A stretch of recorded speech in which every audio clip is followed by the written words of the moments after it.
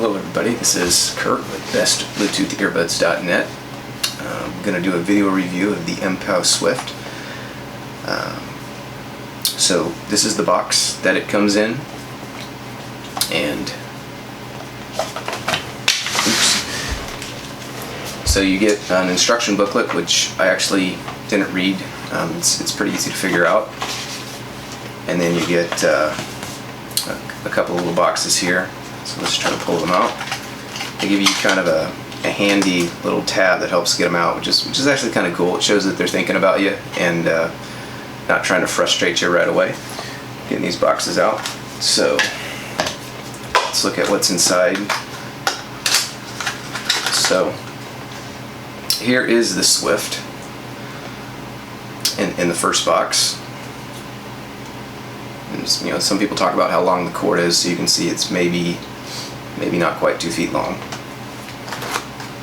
And then in the second box, we have different sides of the silicone ear tips. The medium size worked well for me, and they already come on the Swift.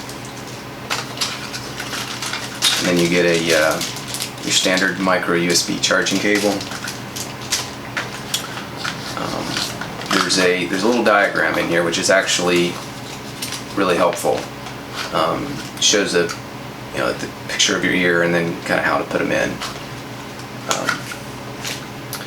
And then you get a bunch of these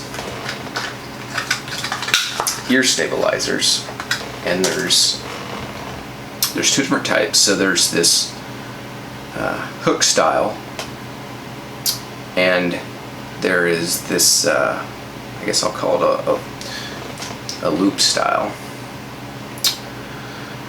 So right now I have the loop style attached, and they work pretty well. You just you want to fit the loop under this little part of your ear that there's kind of a ledge under there, and it takes a little bit of doing to get these in right, but when you do it, they do stay in pretty well. The loop style don't stay in as well as the hook style, but they stay in pretty well. So if you're walking around, moving around the house, or eating, I really haven't had trouble with them coming out. I do think if you went jogging, and I'm not a jogger. I mean, I work out with weights and stuff, but I don't do a lot of running. I do think if you went jogging, you might have trouble with the loop style coming out. They're very comfortable though. You can wear these for hours, and they're comfortable. The hook style, I'm going to go ahead and see if we can. So you just pull these off kind of over the silicone ear tip,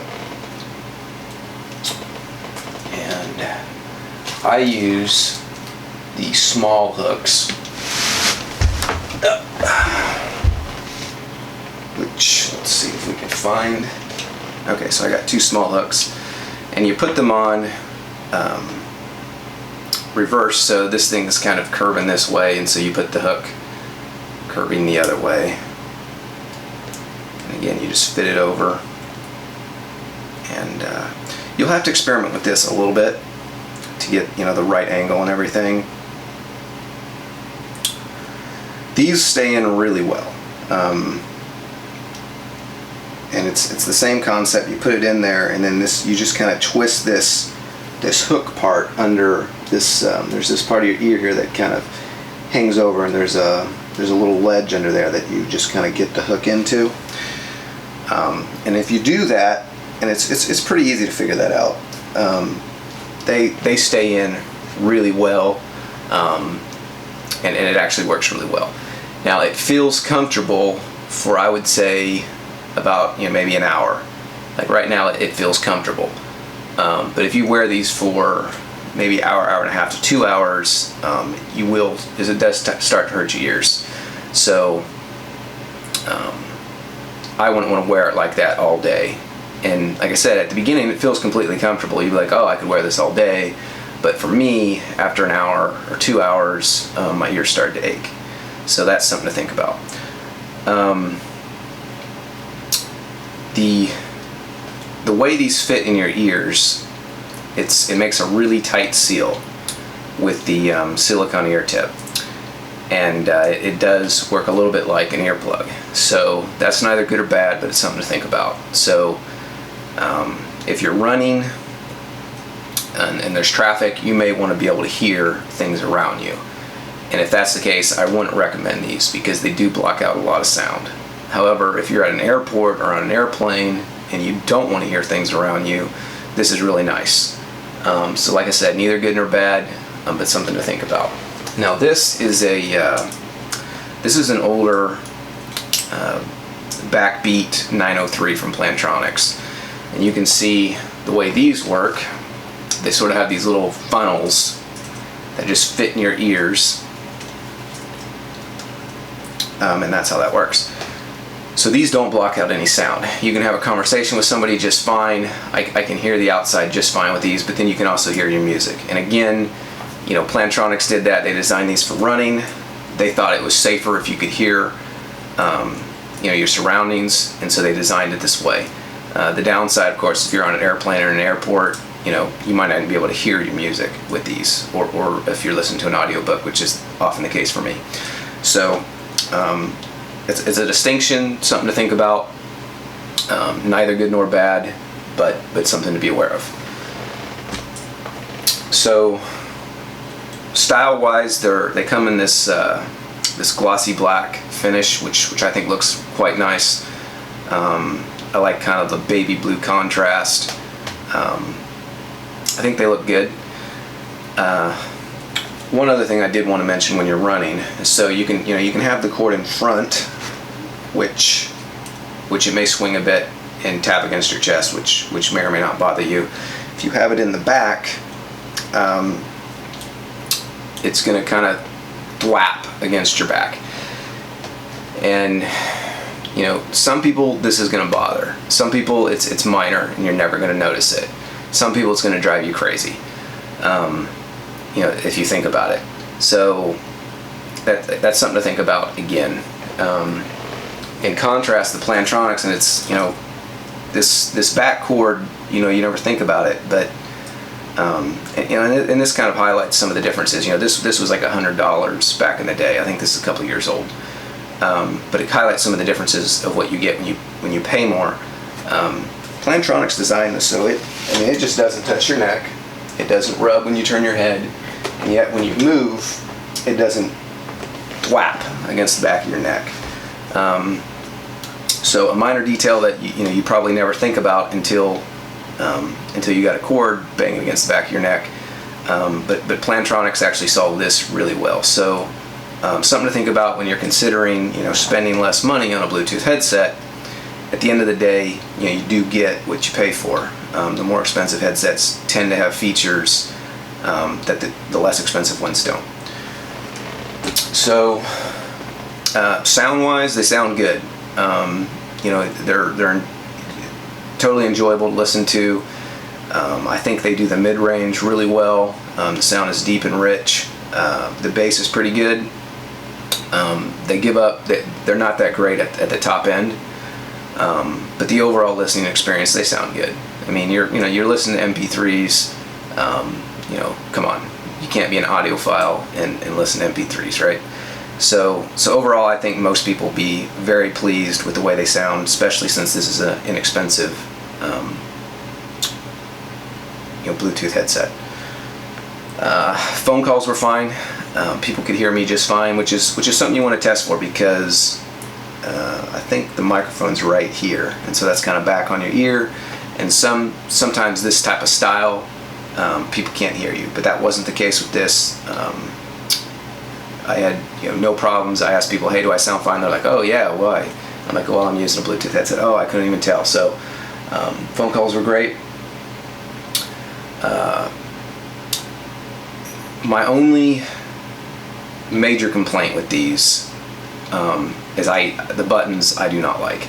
Now, you have a volume up and down rocker that also serves as a skip forward and skip backward track. you hold it down for a few seconds. That works pretty good, but You know, this thing's in your ear, and it's, you know, if you're using the hook, it's in here pretty good. So you're not going to pull it out, but it's still, you don't have an extremely stable platform to sort of press buttons against, and it's just not, it's not really easy to get your fingers on this and brace it and then press the button, especially like the volume down.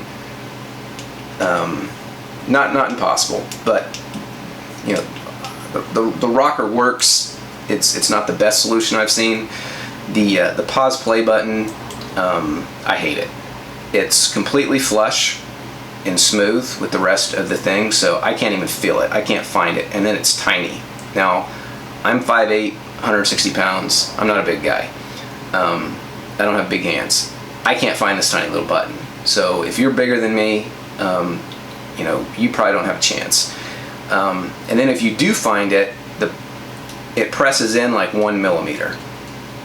And it's pretty difficult to press. So I end up like moving around on this thing with my fingernail, waiting for something to press in, and then I press harder. It takes me at least 5 seconds to be able to pause or play using this button. It's terrible. Honestly, it's the worst pause play button I've ever tried to use on a Bluetooth headset. So I hate the pause play button. Even looking at it, like when I'm trying to turn the thing on, I still got to use a fingernail. It's terrible. That's really my only gripe with these. Otherwise, I think they look good. They sound good. It's kind of cool that they gave you the two options of the hook and the loop. You put the hooks on when if you're going to run or you're really being active. They really stay in your ears. And then if you're going to wear these all day, you just use the loop. Now, I do like to wear a Bluetooth headset all day, and I'll typically just wear it around my neck when I'm not using it. And the cord's nice and long enough so that, you know, it does wear around your neck really easily. In contrast with the Plantronics, you know, I don't like trying to wear this around my neck all day because it's not very long. It's like right up here, kind of bothers me, and then it ends up shifting to one side and falling off. So that's one nice thing about the cord. But this is the Mpow Cheatah, and in my opinion, this is just a better Bluetooth headset. If you're looking for something on a budget, you don't want to spend a lot of money, like you don't want to spend like $100 or more for the Plantronics, I would get the Cheatah. I think the Cheatah is just a better headset. In my opinion, it does everything that the Swift does, but it does it better. The sound quality is very similar, possibly the same. They may have the same drivers. To me, these are just easier to put on. They're more comfortable. I can wear this for hours, no issues. And the buttons, if you read my review of the Cheatah, these are my favorite buttons for the style of headset that goes on your ears, and the buttons are on your ears. So the best buttons are a necklace style. This is the LG Tone Infinum, because they're able to put buttons on the necklace. It's just better. But if you're not going to have a necklace style, the Cheatah has my favorite buttons of any headset that I've used, where the buttons are on the earphone. This is your pause play. It's right on top. It's really easy to find. It's big. It presses in nicely. Makes a click. It's super easy. And then on the bottom you got a volume rocker. Just real easy to find, and it's really easy. See how I brace 2 fingers here for the rocker? So it's real easy to, you know, hold the earphone steady and press the buttons. And the same thing with the pause play. So again, this is Swift is good.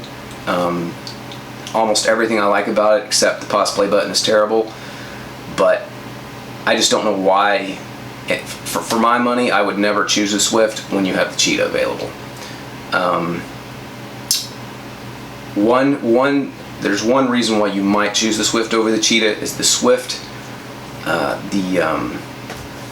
So the silicone ear tips will fit in your ears tighter and make a tighter seal. So these block out more sound than the Cheatah.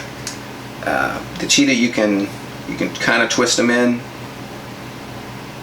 but it just doesn't. I haven't been able to get as tight of a seal with the Cheatah. So these let a little bit more sound in, which, you know, if you're running, I think that's a good thing. If you're outside where there's cars, but if you're at an airport, it's definitely not a good thing. So that's my video review of the Mpow Swift. Overall, a great headset with a terrible pause play button, and but I think most of you guys should pick up the Mpow Cheatah instead. It is hands down my favorite inexpensive, low cost Bluetooth headset. Okay, thank you guys.